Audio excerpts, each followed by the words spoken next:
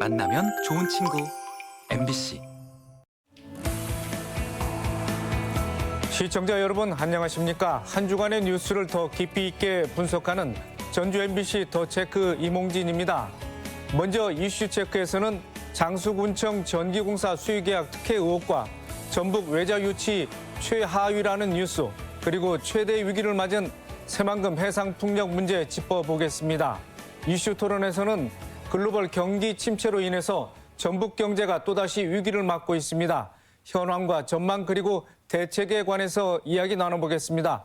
먼저 한 주간의 이슈를 짚어봅니다. 홍민호 변호사와 함께합니다. 안녕하십니까? 네, 안녕하십니까? 장수군이 특정 업체의 전기공사 수의 계약을 몰아준 것으로 확인이 됐습니다. 어떤 내용인지 전말을 간단히 설명해 주시죠. 네, 우리 고장 장수군에서 좀 계속 사건 사고가 일어나는 것 같아서 좀 아쉽습니다. 이 장수군이 국내 전기공사를 발주하면서 특정 업체에 몰아주기식 수의 계약을 한 것이 문제가 되고 있습니다. 더욱이 이 해당 업체가 이 선거 전 당시 후보였던 최훈식 장수군 수측에 돈을 건넸던 사람으로 좀 알려져 있어서 특혜 의혹이 더 커지고 있는 상황이고요. 지난 2013년부터 10년간의 이 장수군 내에서 이 전기공사 발주를 이제 수의 계약한 것을 짚어보았을 때 이 업체가 총 169건, 총액 22억 원 정도 가량의 수의 계약을 했고요. 2등 업체와 비교해 보아도 이 계약 건수나 금액이 2배 이상이기 때문에 특혜 의혹이 좀 나올 수밖에 없는 상황이다, 이렇게 보고 있습니다. 네, 수의 계약이라 하면은 입찰 과정을 거치지 않고 그렇죠. 임으로 계약을 했다는 얘기인데, 글쎄요. 제한적인 범위 내에서는 또 허용하는 부분도 있을 텐데 수의계약이라는 것은 또 어떤 규정이 돼 있을 텐데. 네, 그 지방자치단체에서 어떤 계약을 할 때는 이 조달청에 발주 의뢰를 넣어서 이 조달청이 공정 경쟁 이제 입찰을 좀 통해서만 이제 결정을 할 수 있는데, 예외적으로 아까 말씀하신 것처럼 수의 계약을 할 수 있는 이런 몇 가지 제도가 좀 있습니다. 이제 그런 것들을 좀 이용을 해서 이 무리하게 수의 계약을 좀 진행을 했다라는 의혹도 좀 있는데, 이 방법이 바로 쪼개기 발주공사입니다. 어떤 수의 계약을 하기 위해서는 일정 금액 이하의 공사에 대해서만 조달청에 의뢰를 하지 않고 지방자치단체가 직접 업체에 컨택을 해서 수의 계약을 할 수가 있는데, 이렇게 쪼개지 않아도 될 공사에 대해서 굳이 쪼개서 발주공사를 해서 이런 특정 업체 수의 계약을 하는 식으로 좀 편법이 이루어져 있는데, 이건 좀 지방계약법 그 자체로 좀 위반 사항이고요. 이 발주 의혹에 대해서도 장수군 관계자는 신속한 공사를 위해서 어쩔 수 없는 선택이었다라고는 하지만, 사실 특정 업체가 동시에 여러 군데에서 공사를 하게 된다면은 오히려 시간이 좀 더 오래 걸릴 수밖에 없는 것이기 때문에 이런 변명은 좀 군색한 것 같고요. 이런 부분에 대해서는 추후에 장수군이 좀 더 명확한 해명을 내놓아야 되지 않을까 싶습니다. 네, 장수군 의회도 이를 의식한 듯 행정사무감사에서 개선 대책을 주문했습니다마는 한편에서는 수의계약을 두둔하는 듯한 의원의 발언이 나와서 좀 논란이 되기도 했습니다. 네. 안팎에서 이제 지적이 계속되고 있자 장수군 의회가 행정사무감사를 열고 의회 차원에서도 좀 개선을 약속했습니다. 여기까지는 사실 좋은데요. 문제는 이제 군 의원들이 좀 이상한 말을 하기도 합니다. 이 행정사무감사 도중에 이 담당 군 과정에게 자신도 비슷한 부탁을 한 적이 있지 않느냐. 우리 군 내에 이 면에서 일어난 전기공사는 군 면에 있는 업자에게 수의 계약을 좀 맡겨줘라, 이런 부탁을 했었다. 이런 것이 큰 문제가 되겠느냐, 다 지역 경제를 위한 일이 아니냐, 이런 식으로 좀 사실 매우 부적절한 말이라고 생각되는데, 이런 말들을 좀 했고요. 사실 이런 군 단위의 수의 계약은 군청뿐만 아니라 이 군의회 의원들의 입김도 상당한데, 이런 것들을 오히려 감시하고 모니터링하고 좀 개선해야 될 군의회 측에서 오히려 이런 자신들의 부적절한 관행까지도 추가적으로 폭로한 셈이 돼서 좀 오히려 논란이 점점 더 커지고 있는 상황입니다. 네, 수년간 공사를 독식한 업자가 선거 캠프에 돈을 대줬고 또 새로운 군수가 취임한 이후에도 잇따라 수의 계약을 따낸 사실이 드러났습니다. 법에 위배되는 부분은 없습니까? 네. 지금 의혹이 점점 커지고 있는 이유가 단순히 수의 계약이 많아서뿐만이 아닙니다. 올해 최훈식 장수군수의 임기가 시작하고 이 논란이 되고 있는 업체가 장수군에서 실시한 총 10건의 공사 중 9건을 이제 수주를 따냈습니다. 올해 지방선거 전 이제 최훈식 장수군수 후보에게 돈을 건넨 업체가 이러한 특혜를 좀 받고 있다, 뭐 이런 공사를 종식하고 있다, 이런 의문이 좀 계속되고 있기 때문에 만약에 이 장수군이 쪼개기 발주 공사를 좀 의뢰한 것이 한 것이 사실이라고 한다면 뭐 이 자체로 이 업체는 이 부정당 경쟁 업체가 돼서 지방계약법 위반으로 제재를 받을 수밖에 없고요. 거기에 대해서 어떤 대가성이 있었다면 뭐 뇌물 또는 이 선거 범죄로까지 좀 이어질 수 있기 때문에 이 부분은 이제 추후 검찰 고발에까지도 영향을 좀 미칠 수 있지 않나 그렇게 보고 있습니다. 네, 나중에 일이 좀 커진다 싶더니 장수군도 이제 입장을 내놨습니다. 네.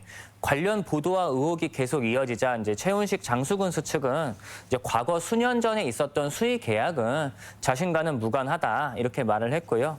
지방선거 과정에서 자신의 캠프 관계자가 돈을 받았던 부분에 대해서는 이 전기공사 업체에게 더 이상 뭐 공사를 주지 말라고 지시를 했고 앞으로 쪼개기 발주도 관행적으로 이루어져 있던 부분도 좀 개선을 하겠다라는 해명을 한 상태고요. 추후 개선책에 대해서는 뭐 앞으로는 뭐 제도와 시스템을 좀 개선을 해서 뭐 투명하고 뭐 공정한 예산 집행을 하겠다. 뭐 이런 식의 어떻게 보면 좀 원론적인 뭐 개선 대책을 좀 내놓은 상태입니다. 네, 알겠습니다. 다음 이슈입니다. 최근 10년간 전북 지역 외자 유치가 도단위 광역단체 중에서는 최하위라고 합니다. 실적이 어느 정도나 났습니까? 네, 지난 전라북도 의회 임시회에서 나온 이슈입니다. 최근 10년간 이 전북 지역의 외자 유치가 도단위 지역 광역단체 중 최하위라는 건데요. 이 발표한 도 의원에 따르면 최근 10년 동안의 FDI, 즉 외국인 직접 투자 유치 금액을 이제 통계를 내본 결과 10년 동안 총 6만 9천 달러를 좀 기록했습니다. 이는 국내 FDI 금액에서 차지하는 비중이 단 0.5%에 불과하고요. 뭐 금액으로 보더라도 뭐 전북의 외자 유치 금액이 뭐 우리와 비슷한 이 경제 규모인 뭐 충남은 49억 2,600만 달러, 뭐 경북은 48억 3,800만 달러, 제주도 43억 2,200만 달러이기 때문에 정말 좀 몇 배나 큰 차이를 좀 보였고요. 이 결과적으로 단위로 보면은 뭐 광역 지자체 중에서는 좀 꼴찌를 했다 이렇게 말할 수밖에 없는 상황입니다. 네. 이렇게 부진을 면치 못하는 이유, 뭐 전남보다 절반밖에 안 됩니다. 네. 어디 있다고 알려졌습니까? 네. 한편으로는 뭐 수도권에 투자가 집중되어 있으니 수도권과 거리가 먼 뭐 전북 지역으로서는 좀 어쩔 수 없는 거 아니냐 뭐 이렇게 생각할 수도 있지만 말씀하신 대로 이 수도권과 거리가 먼 강원도, 전남, 경북 이런 곳들도 외국인 투자 유치 실적이 전북보다 월등히 높습니다. 그러면 단순히 지리적 여건이나 입지 때문이라는 좀 핑계를 댈 수 없을 것 같고 결국에는 좀 이 외국인들이 보기에는 이 전북이란 지역이 투자로서 좀 매력이 없지 않느냐 이 부분을 좀 반성을 하고 개선을 해야 될 것 같습니다. 네. 외국인들이 보는 전북에 대한 투자에 불리한 점도 있지만 외국인 투자 유치를 위한 지원책도 있습니다만 이게 혹시 외국인들에게 그렇게 매력적이지 않다 이렇게도 볼 수 있겠죠? 예, 뭐 사실 외국인 투자 유치를 위한 지원책 이렇게 조례가 있습니다. 이 조례 내용을 살펴보면은 뭐 임대료를 깎아주는 뭐 입지 보조금 지원이 있고요. 뭐 지방세나 취득세 감면, 뭐 고용 보조금 지원, 뭐 심지어는 직접적으로 현금을 지급하는 현금 지원 규정까지 있습니다. 사실 있을 거는 다 이제 있다 이렇게 보여지는데, 그런데 이제 이런 것들은 다른 도에도 다 마찬가지로 있는 것들이거든요. 뭐 우리도 투자를 할 때 나쁘지 않다라고 해서 투자를 하는 것이 아니라 결국 이곳이 좀 특출난 것이 있고 좀 마음에 드는 부분이 좀 있어야 투자를 하게 되지 않습니까? 이제 이런 것들처럼 결국에 다른 도에 비해서 우리가 좀 가지고 있는 특징, 뭐 장점 이런 것들이 좀 부각이 되어야 되는데 이런 것들에 대해서 좀 경쟁력이 없다 이렇게 보여집니다. 네, 그렇다면 그 부분을 좀 보완해야 될 것 같은데 구체적인 좀 방안이 나와 있습니까? 네, 일단 도에서 언급하기로는 뭐 외국인 직접 투자 증가 분야가 현재 트렌드 자체가 뭐 바이오나 친환경차, 뭐 AI, 빅데이터 이런 4차 산업혁명과 관련된 곳에 좀 집중되어 있고, 근데 이런 산업들 자체가 대부분 수도권 지역에 있기 때문에 좀 불리한 것이 좀 현실적이다. 뭐 이렇게 일단 말씀을 좀 하셨고요. 앞으로 이제 외국인 투자 실적을 높이기 위해서 뭐 주한 외국 상공회의소나 뭐 새만금 개발청 뭐 이런 관계 기관과 좀 협력을 좀 늘 강화하고 외국 투자 기업의 이제 행정 같은 것들을 좀 교류를 해서 뭐 투자를 좀 유치해 나가겠다 이렇게 밝혔는데요. 이 부분에 대해서는 뭐 앞으로 추가적인 세부적 도에서 어떤 계획이 있을 것이라고 믿긴 하지만 지금 이 내용만으로는 좀 추상적인 것 같고요. 제 생각으로는 이 전국 단위의 뭐 인프라 사업, 뭐 예를 들어 뭐 새만금 개발 사업이나 뭐 익산 국가 식품 클러스터 사업, 뭐 군산이나 김제에서 있는 이런 새만금 산업단지, 뭐 익산 완주 테크노밸리 산업단지 이런 결국 우리 도에서 좀 역점을 가지고 있는 이런 기간 산업에 대해서 좀 적극적으로 홍보하고 특히 사업과 관련한 이제 타깃 기업들을 이제 선정하고 발굴하는 것이 우리 전북 지역이 좀 나아가야 할 길 아닌가 싶습니다. 네, 오늘 마지막 이슈입니다. 전라북도가 그동안 주력 사업으로 내세웠던 신재생 에너지 사업이 전반적으로 위기를 맞고 있다고 합니다. 특히 새만금 해상풍력이 좌초 위기를 맞고 있는데요. 먼저 새만금 해상풍력 발전 사업 어떤 사업인지 좀 말씀을 네. 좀 들어볼까요? 먼저 해상풍력이라는 것이 좀 생소할 수는 있는데요. 이 해저면이나 바다 표면에 어떤 풍력 발전기를 세워서 전력을 생산하는 방식을 말합니다. 이 해상풍력의 좀 장점이 좀 있는데 먼저 태양광에 비해서 이 날씨의 영향을 받지 않기 때문에 좀 안정적으로 발전이 가능하다 이런 점이 있고요. 또 바다에서 이루어지는 발전이기 때문에 소음이나 진동에 대해서도 좀 영향이 덜하다. 이런 점들 때문에 앞으로 뭐 차세대 미래 에너지다라는 것입니다. 특히 이제 새만금 지역에서는 이러한 바다에서 부는 바람을 이용해서 뭐 새만금 방조제와 군산 인근 바다에서 해상 풍력 단지를 세워 전기를 생산을 하겠다. 뭐 이런 것이 새만금 해상풍력 발전 사업이다라고 할 수 있습니다. 네, 그런데 해상풍력 발전 사업과 관련해서 그동안 또 여러 의혹들이 제기됐습니다. 어떤 내용들입니까? 네, 대체로 이 시시하던 것이 결국 터졌다 이런 분위기입니다. 새만금 해상풍력 발전 사업권을 갖고 있는 회사 이름이 새만금 해상풍력 발전 주식회사입니다. 이름만 보면 이 나라에서 만든 이제 공기업 같기도 하지만 사실은 개인 소유의 사기업이고요.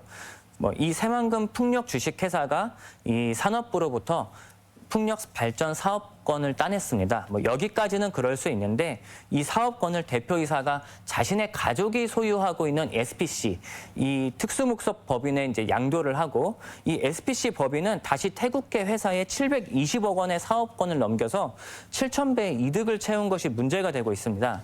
결국 국가와 국민을 위한 사업이 개인의 사리사욕을 채우는 데 이용된 꼴이고요. 이 사업을 계속 결국에는 외국 기업에 넘겨준 꼴이 되어서 어떻게 좀 실제로 이런 일이 좀 밝혀날 수가 있는가 좀 싶고요. 좀 산업부와 이 새만금 개발청이 이러한 점을 좀 미리 방지할 수는 없었나 이런 좀 비판을 피하기 어려울 것 같습니다. 네, 그러한 의혹 중에 또 하나가 도내 모 대학 교수가 해상풍력 사업권을 외국계 자본에 넘겨서 7,000배의 수익을 거뒀다 이런 논란이 돼서 지난 국정감사에서도 도마 위에 올라 있었지 않았겠습니까? 네. 뭐 이게 가능한 일입니까? 네, 저도 좀 믿기 어려웠는데 이게 가능하더랍니다. 제가 말씀드렸던 뭐 특수목적법인 이 더 GOD라는 회사인데 이 더 GOD의 자본금이 1천만 원입니다. 그런데 이 해상풍력 발전 사업권을 함께 이제 가지고 있으면서 이 사업권과 이 회사 자체를 720억 원에 양도를 했으니 뭐 정확하게 말하면 7,200배의 수익을 본 것이고요.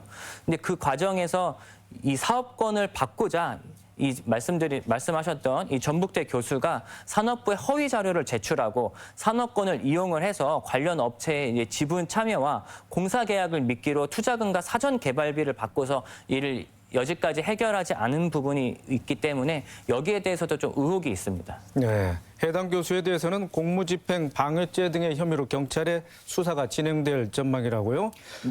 네, 이 교수가 갖고 있는 이 새만금 해상풍력 발전 주식회사가 산업권을 따낸 것이 2015년입니다.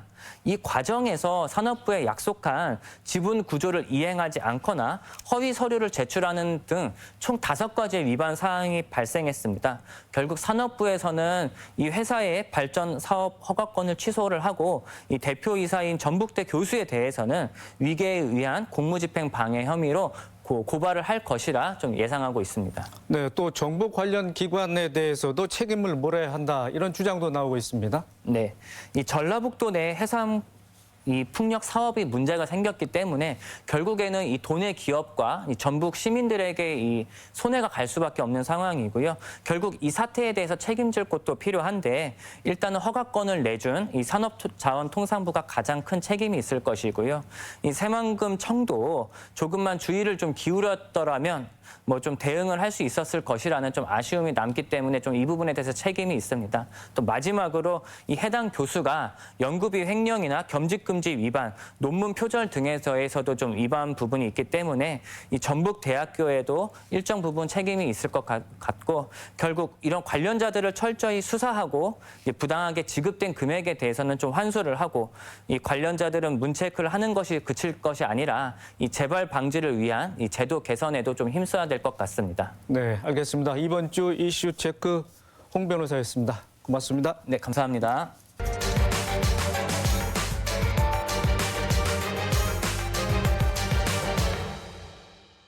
이슈 토론 시간입니다. 코로나19로 타격을 입었던 우리 경제가 회복세를 보이는가 싶더니 이제는 고물가, 고금리, 고환율로 인해 또다시 위기에 처했습니다. 가파르게 상승하는 물가와 금리에 대응하는 경기 부양책이 잇따르고 있지만 가시적인 성과를 내진 못하고 있습니다. 우리 지역 경제 상황 짚어보고 과제와 대책에 관해서 이야기 나눠보겠습니다. 토론에 참여할 세 분 모셨습니다.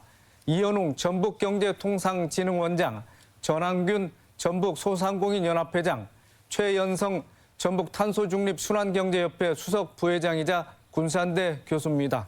안녕하십니까? 네, 안녕하십니까. 반갑습니다. 네, 국내 외적 영향과 요인으로 전북 지역 경제도 연동될 수밖에 없는데요. 현 경제 상황 어떻게 진단하고 계신지 차례로 말씀 들으면서 이 시간 시작하도록 하겠습니다. 먼저 최연성 교수님. 예, 특별히 나아진 것도 없고 나빠진 것도 없다 이렇게 좀 말씀드릴 수가 있겠습니다. 전체적으로 이제 국제 경기 안 좋으니까 전북 경제도 거기서 연동해서 조금씩 나빠지고 있는 중입니다. 근데 이제 경제는 한순간 좋아지는 게 아닌데 사실 좀 지난 정부 5년 동안에 전북에 그렇게 괄목할 만한 기업 유치가 없었다 이렇게 말씀드릴 수가 있습니다. 이제 새만금 재생에너지 클러스터 이런 게 이제 핵심 사업이었는데 이 사업이 특징이 이제 고용이 없잖아요, 그죠? 그리고 또 부지는 많이 차지하고 여기에 소모되는 폴리실리콘, 잉곶 같은 이제 이런 소재 이게 이제 주로가 수입산이 많았고. 그다음에 이제 핵심이 또 수상태양광 사업인데 이게 5년 벌써 착공해서 지금 완공이 됐어야 되는데 아직도 시작도 못 하고 있거든요. 그래서 또 이제 새만금 내척 풍력 사업은 지금 또 말썽이 나가지고 사업이 아마 취소될 가능성이 높아지고 있습니다. 이제 이런 것들이 전라북도가 좀 5년 동안에 아까운 시간들을 좀 많이 보냈다. 그리고 이제 GM 군산공장 폐쇄 이후에 전기차 클러스터를 좀 조성하겠다 이렇게 했는데 이것도 잘 안 되고 있어요, 지금. 이게 안 되니까 군산행 일자리도 지금 좀 실패 가능성이 높아지고 있거든요. 그래서 좀 전체적으로 봐서 전라북도에 뭔가 그랜드 디자인이 새로 필요하다 이런 생각이 듭니다. 네, 이어서 전한균 회장님. 네, 그 설문조사에서 보니까 국민들의 96%가 지금 현재가 상당히 심각한 경제 위기 상황이라고 얘기를 합니다. 특히 이제 대기업들이 투자를 하지 않고 중소기업들은 고금리 때문에 대출을 받아도 자금난이 심각한 상황이고요. 거기에 따라서 특히 전라북도 같은 경우는 관광지표가 하락을 했기 때문에 생산성이 부족해가지고 소비 심리가 많이 위축돼 있는 상태이기 때문에 상당히 심각한 상황이라고 생각을 합니다. 지금 보면 우리 전라북도에 있는 소상공인들은 사실은 뭐 운영비조차도 건지지 못할 정도로 힘든 상황이고 우리 전라북도의 경기 상황은 상당히 좋지 않은 것으로 현장에서는 파악되고 있습니다. 네. 경제통상 업무를 도맡고 계시는 우리 이현웅 원장님께서는 어떻게 예. 진단하고 계십니까? 그렇습니다. 최근에 뭐 우리 그 도민들께서 경기가 침체되고 있다는 그런 말씀들을 많이 하시는데 실제로 저희가 통계상으로 봐도 그런 것이 지금 두드러지게 나타나고 있는데요. 특히 지금 수출 부분을 보면은 저희가 코로나 이후에 또 회복세가 상당히 좋았었는데 최근에 고환율 때문에 급격히 전년 대비 수출량이 이렇게 줄어드는 그런 상황이고 실업률도 전년 대비해서 좀 한 0.2% 정도 이렇게 늘었습니다. 실업률이. 그러면서 이렇게 고용 불안이 조금 가시화되고 있다고 이렇게 말씀드릴 수가 있고 중소제조업체 입장에서는 그 고환율 때문에 원자재 값이 이렇게 높아지면서 수출 생산성이 많이 안 좋아지고 또 국내에서도 내수가 줄면서 업체들이 지금 재고 부담까지 안고 있는 그런 상황인 것 같습니다. 네. 기업 유치가 부진하고 뭐 고용률이 늘지 않으면서 뭐 전반적으로 이제 경제 상황이 좋지 않다. 반면에 기업 경기 실사 지수라든가 각종 지수를 보면 경제 회복에 대한 뭐 기대감도 엿볼 수 있는 것 같습니다. 최 교수님, 코로나19 이전과 비교해서는 뭐 지수가 어느 정도 좀 회복되고 있는 그런 추세 아니겠습니까? 예, 코로나 기간 동안에 이제 상당히 침체했었는데 2021년 작년부터 이제 이 지수로 보면 좀 많이 좋아지고 있습니다. 그래서 다시 코로나 이전을 지금 회복하고 있는데 이게 이제 좋은 기회가 왔었는데 다시 또 이제 국제 경기가 안 좋아지니까 또 어려워지고 있거든요. 그래서 지금 뭐 기업 경기 실사 지수라고 우리가 이제 BSI라고 하는데 대개 이제 이거는 현장에서 기업인들이 체감하는 경기. 요거 이제 100이면은 이제 괜찮다. 100 이상이면 아주 좋다. 이렇게 보는데 지금 전체적으로 아마 80대 정도 이렇게 나오고 있는 것 같습니다. 그러니까 조금 안 좋게 느끼고 계시고 더 안 좋아질 가능성이 내년에 있다. 이렇게 다들 예상을 하고 있습니다. 네. 전환 교수장님. 뭐 소상공인 연합회를 끌고 오시면서 소상공인의 뭐 운영비조차 건질 수 없다 이런 상황이라고 말씀하셨는데 뭐 소상공인들의 목소리 어떻게 대변하실 수 있겠습니까? 네. 코로나19가 조금 이제 잠잠해지면서 경기가 상당히 회복이 되고 왜냐하면 일단 뭐 시간이나 인원 제한 같은 게 없어졌으니까요. 상당히 좋아지는 걸로 이렇게 됐었어요. 그런데 결국은 다시 또 고금리라든가 고환율 이런 것들 그리고 가장 중요한 것은 임금도 굉장히 높고 일단은 사람을 채용하기가 쉽지가 않은 상황이 되니까요. 거기에다가 모든 자재값이 다 오르고 이러다 보니까 실제적으로 이렇게 소비자들이 느껴서 이렇게 편하게 다시 이제 제한이 풀렸으니까 가야 되겠다, 움직여야 되겠다 하는 소비 심리가 전혀 일어나지 않고 있는 상황이죠. 사실은 3년이라는 기간이 너무 길었던 원인이기도 하고요.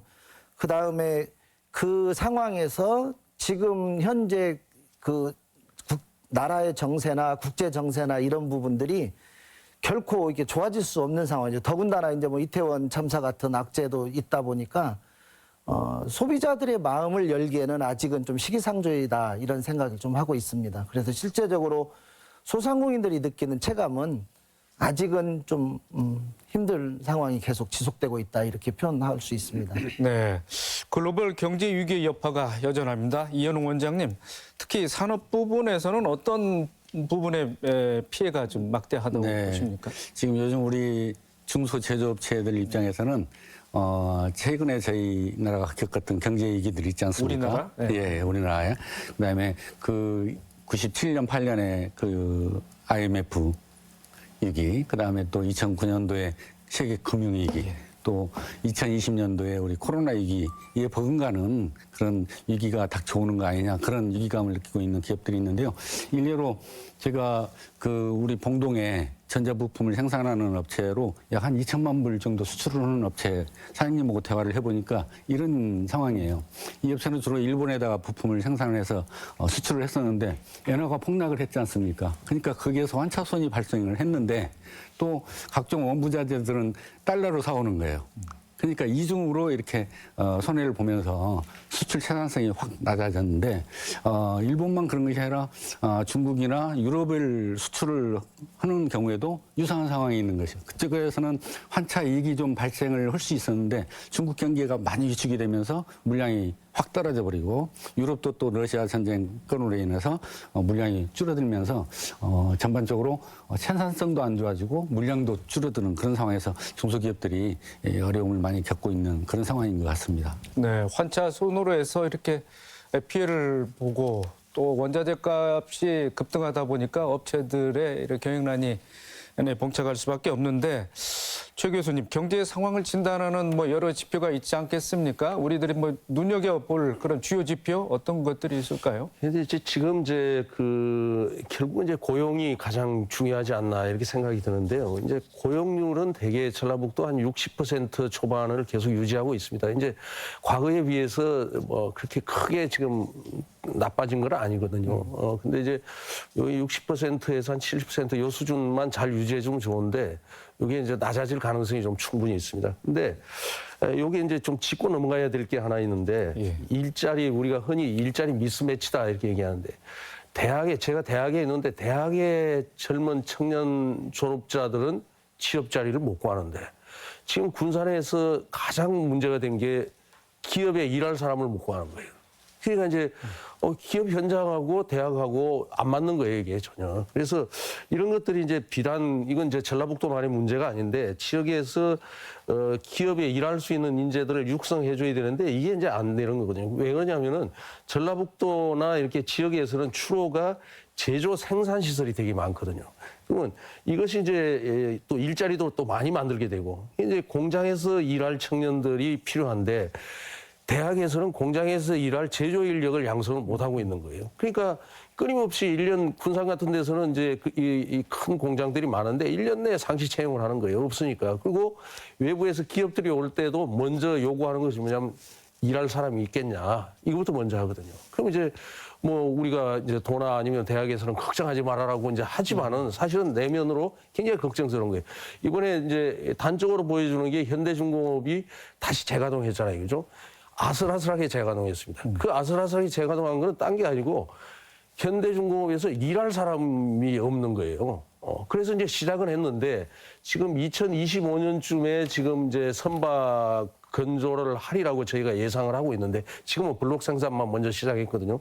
전제 조건이 뭐냐면은 반드시 일할 사람이 있어야 되는 거예요. 지금 인력 가지고는 선박 제조가 안 되는 거예요. 부족해가지고. 그래서 이제 요런 걸 위해서 저는 이제 전북형 일자리 사업이 좀 하나 좀 필요하다 이렇게 생각이 들고 대학하고 기업하고 그다음에 중간에 전라북도가 좀 나서가지고 적극적으로 좀 이런 일자리 사업하는 게 필요하다. 저희가 김관영 지사님 취임하고 나서 여러 가지 좋은 일을 많이 하셨는데 제가 볼 때는 가장 좋은 일을 하신 게 뭐냐면 지역 특화형 비자 시범 사업이라고 하는 게 있어요.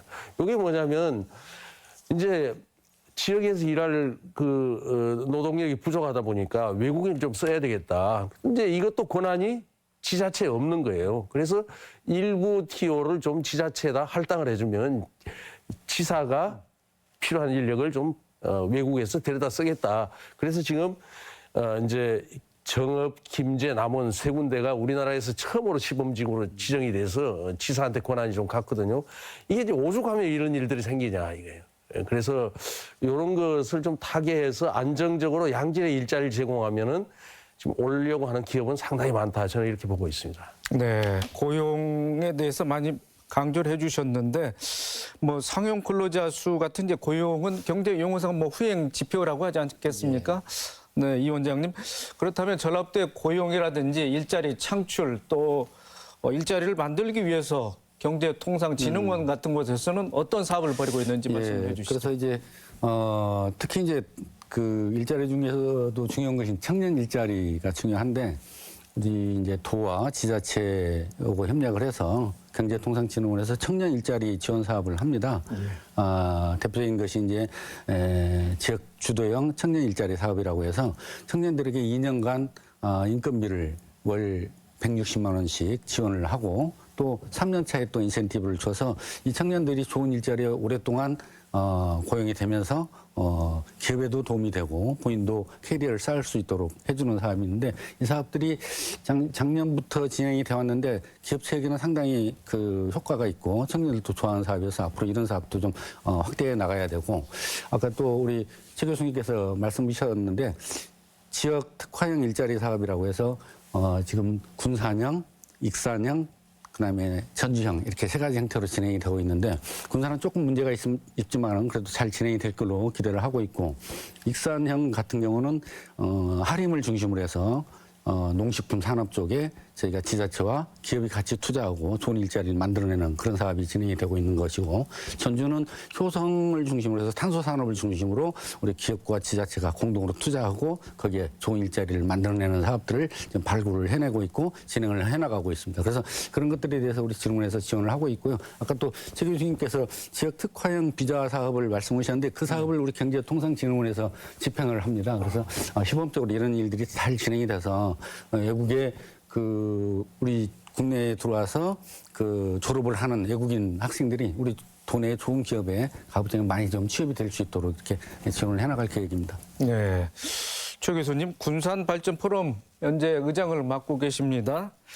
네, 전북 경제 중추적 역할을 하고 있는 군산의 경제가 군산 조선소 가동 중단으로 해서 휘청이지 않겠습니까?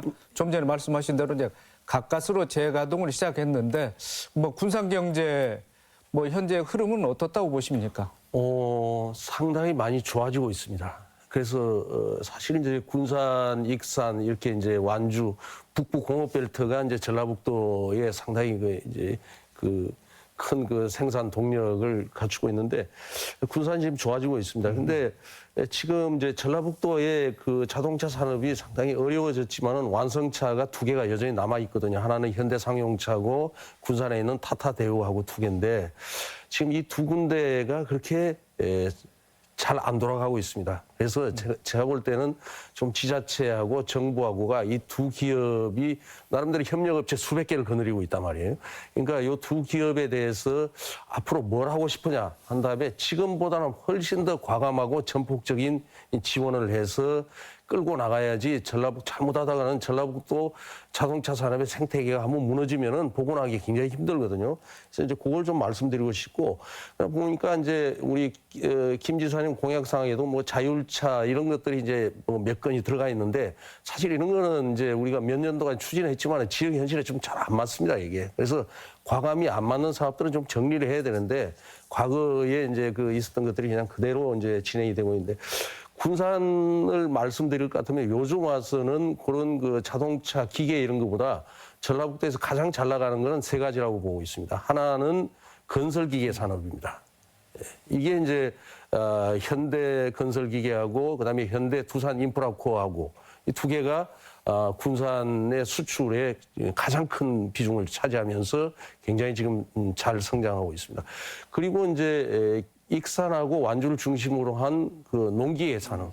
이것도 굉장히 잘 되고 있습니다. 그래서 LS 엠트론하고 이제 그다음에 옛날 동양물산 기계 TYM이라고 하는 건데 이게 전 잘 나가고 있고 그다음에 김제를 중심으로 한 특장차 산업. 이것도 상당히 지금 잘 되고 있습니다. 그래서 이제 이런 것들이 우리가 예상외로 굉장히 이 전북 경제가 어려울 때에 버팀목이 돼준 고마운 산업들이거든요. 그래서 이거는 이제 전국적인 경쟁력을 가지고 있고 잘 키우면 세계적으로도 충분히 경쟁력을 가지고 있는 것이라서 제가 이제 우리 원장님도 오시고 경제 다 총괄하고 계시는데 이런 부분들은 좀 적극적으로 좀 지원해 주시면은 아마 좋은 결과가 있지 않겠나 이렇게 생각을 합니다. 네.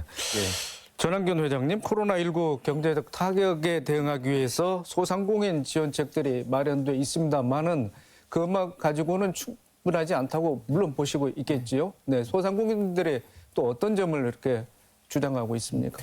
네, 이번 민선 8기 들어서면서부터 도에서 200억 출연을 했고 또 전북 신보에서 2,500억 보증 지원을 한 소상공인 민생회복 금융 지원 사업이 있습니다. 이 사업이 처음에는 좀 홍보가 덜 돼가지고 좀 부진했었는데 지금 상당히 호응을 얻고 있는 상황이에요. 왜냐하면 단기로 고금리로 받았던 대출금을 장기 저금리로 좀 전환을 해주기도 하고 또 어려워서 가게를 문을 닫았던 분들한테 재창업을 할 수 있는 기회를 주는 그런 비용도 지원을 해주고 있고요. 그 다음에 이제 새로운 사업을 할 수 있도록 컨설팅 교육도 해주고 지원금도 주는 이런 제도이기 때문에 상당히 소상공인들한테 호응이 많이 있는 거고요. 그 다음에 전북 중기청이나 또 우리 경제통상진흥원, 소상공인시장진흥공단 이런 곳에서 하는 것이 정책자금 직접 대출하는 지원제도, 그 다음에 아까 말씀드렸던 것처럼 대리대출하는 지원사업, 또 성장지원사업, 컨설팅 교육, 환경개선 자금 지원 등 다양한 종류가 있기는 합니다. 그래서 실제적으로 우리 전라북도에 있는 소상공인들한테 지원을 해주기 위한 다양한 정책들은 있습니다. 그러나 이제 소상공인들이 그걸 받아서 활용을 하기에는 조금 여러 가지 제약도 있었던 것 같고 실제적으로 접근을 하기에는 쉽지 않은 부분들도 좀 있었던 건 사실인데요. 앞으로 저희 연합회에서도 더욱 적극적으로 홍보하고 활동해서 우리 소상공인들이 진짜 활짝 웃으면서 사업을 영위할 수 있도록 하고 이 어려운 경제를 타개할 수 있도록 더 노력을 하고 하는 그런 계획이 있습니다. 네, 이현웅 원장님, 고금리, 물가, 환율 이런 삼고 시대에 중소기업인 또 소상공인들 어떤 요구나 요청을 많이 하고 있습니다. 아무래도 그 자금에 대한 수요들이 많아서 저희 그 경제통상진흥원에서 연간 한 2천억 정도 중소기업 자금을 지원하는데 이것이 일찍 소진이 됐습니다. 그래서 지금 지원을 할 수 없는 상황인데 그래서 내년도에는 도하고 충분히 좀 협의를 해서 자금을 좀 확대해서 지원할 수 있는 방안들을 마련을 해야 되겠고요. 아까 우리 최 교수님께서 말씀하셨는데 우리 도내 그 수출업체들 중에서 아까 농기계 분야하고 동박이라고 있습니다. 그런 품목들은 대폭 좀 수출이 늘어나고 있는데 그래도 전반적으로는 아까 삼고 현상 때문에 중소기업들이 어려움을 겪고 있습니다. 그래서 거기에 맞는 시책들을 저희가 좀 발굴을 해서 중소기업들의 어려움들을 좀 해소해 나가야 될 걸로 이렇게 생각을 합니다. 예. 최 교수님, 전문가들은 뭐 지금의 위기는 시작에 불과하다 이렇게 진단을 내놓는 분도 있습니다. 내년에 경기가 올해보다 더 어렵게 대침체 국면이 도래할 것이다라는 그런 분석과 근거는 어디에 있다고 보십니까? 그 이제 결국은 이제 그 국제 경기가 나아질 기미는 사실 안 보이잖아요, 지금 그죠? 그래서 2023년이 가장 최저점으로 내려갈 가능성이 있다 이렇게 이제 다들 말씀하시는데 저는 이제 전라북도는 나름대로 위기를 잘 극복할 수 있다 이렇게 생각을 하고 있습니다. 왜냐하면 지금 우리 그 새 도정을 맡으신 분의 이제 공약사항을 쭉 보면 다 이제 고만고만합니다. 근데 눈에 띄는 게 딱 하나 있는데 그게 제 1번 공약이 대기업 5개 유치하겠다라고 하는 거였거든요. 그 중에서 이제 일부는 지금 이미 됐고 제가 이제 군산에 있으니까 이런저런 소문을 듣게 되는데 지금 뭐 전북으로 이전을 위해서 문의를 하고 있는 대기업들이 꽤 있는 걸로 제가 알고 있습니다. 그래서 이런 것들은 경제 전문가고 발로 뛰는 체질이 있는 이제 우리 지사님께서 좀 충분히 달성 가능하다라고 보고 요걸 조기에 이제 내년쯤에 좀 달성을 해주면 전라북도는 위기를 극복해서 나가는 좋은 기회가 이제 오지 않겠나 생각이 들고요. 그다음에 이제 우리 또 원장님 나와 계시니까 제가 따로 또 부탁드리면은 이게 우리가 이제 외부에서 기업 유치하는 것도 좋은데 하림에서 보는 것처럼 우리 스스로 창업을 시켜서 국내 굴지의 대기업으로 성장했지 않습니까? 그죠? 이런 것들이 필요하거든요. 그래서 좀 이제 경제통상진흥원에서는 이제 창업 사업을 담당하고 계시니까 유니콘 기업 정도 하나, 대기업 5개 플러스 알파로 좀 이렇게 가고 하면 좋지 않겠나 하는 생각이 들고 며칠 전에 이제 나온 보도 보면은 일론 머스크가 지금 대한민국의 전기차를 대량 생산하는 기가 팩토리를 뭐 투자할 의향이 있다 이런 소문이 있지 않습니까? 저는 이제 이런 것들이 전라북도에 좋은 기회가 오는 거 아닌가 생각이 듭니다. 위치로 보면은 이런 대규모 단지 공장을 유치할 수 있는 부지는 국유지가 그렇게 대단히 국유지가 새만금 위에는 없습니다. 그래서 이럴 때에 우리 전라북도가 적극적으로 현 정부에다가 그런 테슬라의 그 기가 팩토리는 새만금으로 좀 해달라. 이런 거 하나면 전라북도는 뭐 일거에 위기를 다 극복하고 좋아질 수가 있거든요. 이런 부탁드리고 싶습니다. 네, 전 회장님, 뭐 IMF 경제 위기를 뭐 다 같이 겪었지 않겠습니까? 그 기간이 당초 예상했던 보다는 짧게 지나갔는데 그 당시를 회상하면서 우리 소상공인들 또 어떻게 위기를 극복해 나가야 될지 한번 말씀을 해주시죠. 네. 그 1997년도에 있었던 IMF 때는 우리나라 경제 상황이 상당히 고공발전을 하고 있었던 시기였었고요. 국제적으로 위상을 상당히 높이던 시기였던 걸로 기억을 합니다. 그러나 정치적으로는 뇌물과 접대 이런 걸로 인한 정경유착이 좀 심했던 것도 사실이고요.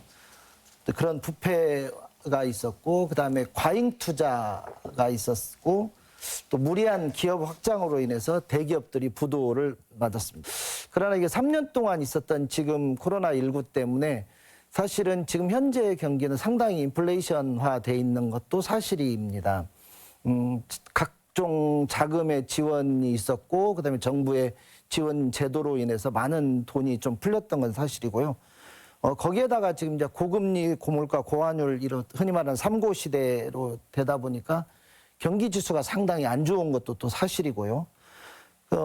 그다음에 어떻게 보면 좀 비정상적인 노동 현장이 됐는데 이렇게 임금이 좀 오르게 되고 근로시간에 제약을 받고 이러다 보니까 비정규직 근로자들이 좀 늘어났고요. 그다음에 실업자가 좀 생기면서 일자리가 아까 최 교수님도 말씀하셨지만 일자리는 있습니다. 그러나 중소기업을 가려고 하는 그 인력이 없는 거죠. 다 수도권이나 대기업으로 빠지려고 하는 이런 미스매치 현상에 있어서 상당히 운영을 하기에는 어려운 상황이다라는 것이 지금 현재 상황이에요. 그래서 사실은 상당히 지금 우려되는 일들이 많이 있고 소상공인의 정책보다는 뭐 대표적으로 지역화폐 예산 같은 거 삭감을 한 그 경우도 있었던 것처럼 어떻게 보면 소상공인을 위해서 지원책을 마련하기보다는 정부가 지금 추진하고 있는 것들은 소상공인을 위한 지원은 거의 뭐 찾아보기 힘들다는 식으로 그렇게 좀 느껴지고 있는 상황으로 있습니다. 네, 최 교수님, 뭐 전라북도가 재생에너지 산업 중심으로 이제 산업 구조를 고부가 같이 하려는 시도를 했습니다만은 뭐 그렇게 성과가 있는 것 같지는 않아 보이는데 신재생 에너지가 지금 좌측 위기를 맞고 있는데 앞으로 어떻게 보고 계십니까? 사실 그 새만금 수상태양광 같은 것은 잘못하다가는 시작도 못 해보고 무산될 수도 있는데 이런 것들은 충분히 좀 문제가 있었으면 보완해 가면서라도 다시 새 정부에서 끌고 나가는 게 맞다라고 보고 있고요. 반면에 이제 지금 우리 전라북도가 새로 추진하려고 하는 것이 이제 수소인데 특히 그린 수소를 좀 정부에서 전라북도 중심으로 추진해 달라. 이 그린 수소는 재생에너지의 깨끗한 에너지를 가지고 수소를 만드는 거거든요. 이제 근데 그렇지 않고 지금 이제 석유 석탄에서 수소를 만드는 게 값싸게 만드는 방법인데 이런 것은 이제 좀 그레이 수소라고 이렇게 얘기를 합니다. 그래서 이제 전라북도 이 수소 산업을 키워야 되는데 그렇게 할 때에 저는 이제 과감히 정부에서 지금 추진하고 있는 ISML 사업 같은 거하고 전라북도가 지금 연동해서 전라북도에서 원자력 수소 산업을 좀 적극적으로 육성하겠다. 굉장히 부가가치가 높고 제가 볼 때는 그런 게 유치되면 한 미래 100년 정도의 먹거리가 되지 않나 이런 생각이 좀 들어서 도민들의 합의는 좀 필요하지만은 공론화할 필요가 있다라는 생각이 좀 들고 그리고 이제 지금 국가 전략 산업들 중에서 지금 과연 이제 전라북도하고 지금 현 정부하고 맞아 들어가는 것들이 몇 개나 있나 이걸 좀 잘 보고 어찌됐든 우리는 정부의 정책 기조를 눈치 안 볼 수가 없는 그런 입장에 있기 때문에 좀 지금 현재 있는 것들 중에서 보면 전라북도에 딱 맞는 게 없거든요. 군산에 요즘 많이 들어오고 있는 게 2차 전지 산업입니다. 전혀 예상치 못했는데 배터리 관련된 기업들이 군산에 굉장히 집적하고 있습니다. 굉장히 좋은 기회가 오는 거거든요. 이럴 때 우리가 이런 것을 이런 2차 전지 클러스터 같은 걸 형성을 해서 좀 대응하면은 에너지 사업에 좋은 기회를 볼 수 있다고 생각합니다. 그래서 대해서 쪽 부연해서 말씀드리고 싶은 것 중에 하나가 물론 이제 새만금 쪽의 태양광 사업은 조금 지금 주춤하고 있는데 지금 그 저희가 고창 부안 앞바다 쪽에 서남해 해상 풍력이 2.4기가가 상당히 많이 진행이 돼 있는 상황이거든요. 그래서 여기에 납품할 수 있는 그런 블레이드를 생산하는 업체가 군산에 지금 있고 또 거기에 구조물들을 납품하기 위해서 또 대기업들이 또 유치될 수 있는 그런 상황이기 때문에 그런 그 풍력과 관련된 서남해 해상 풍력 사업은 좀 차질 없이 잘 진행이 됐으면 좋겠다 이런 생각이 들고요. 말씀하셨는데 2차 전지 관련된 업체들이 이 새만금 산업단에 집적이 되면서 기왕에 있는 우리 지역에 2차 전지 관련 업체들이 있었어요. 그 업체들하고 협력하면서 하나의 산업군이 될 수 있는 좋은 기회가 된 것 같습니다. 그래서 그런 부분에 대해서도 우리 도민들과 지자체에 관심을 가지고 지원하고 육성하는 그런 프로그램들을 꼭 만들어야 된다고 생각합니다. 네, 알겠습니다. 네, 토론을 마칠 시간이 거의 다 된 것 같습니다. 전북경제 과제와 전망에 대해서 마무리 발언과 함께 듣고서 이 시간 마치도록 하겠습니다. 먼저 전한균 회장님. 네. 민선 8기 임기가 시작되면서 새로운 정책과 비전으로 힘차게 시작되고 있습니다. 위기 속에는 분명히 기회도 있습니다. 전북 경제의 현주소를 냉정하게 진단하고 앞으로 나아갈 방향을 모색해서 어려워진 실물 경제를 개선하고 지역 경제의 변화를 꾀해서 살기 좋은 전북을 만드는데 도민 모두가 힘을 합쳐야 될 때라고 생각을 합니다.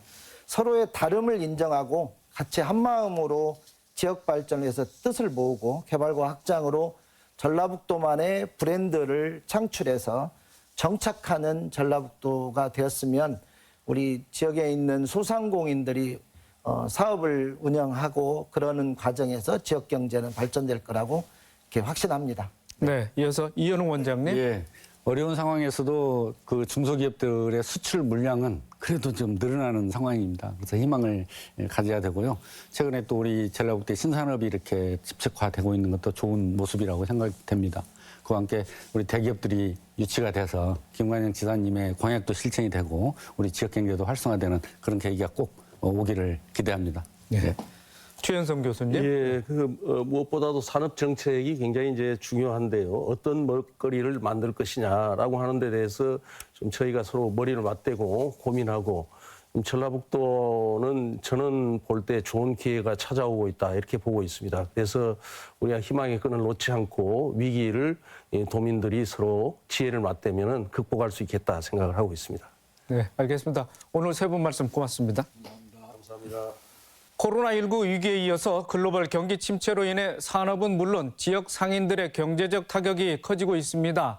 정부와 자치단체가 나서서 피해를 줄일 대책과 대안을 내놓고 있는데요. 신속하고 실효성 있게 적용돼서 위기를 극복할 수 있기를 바랍니다. 더 체크 오늘 순서 여기서 마칩니다. 시청해주신 여러분 고맙습니다.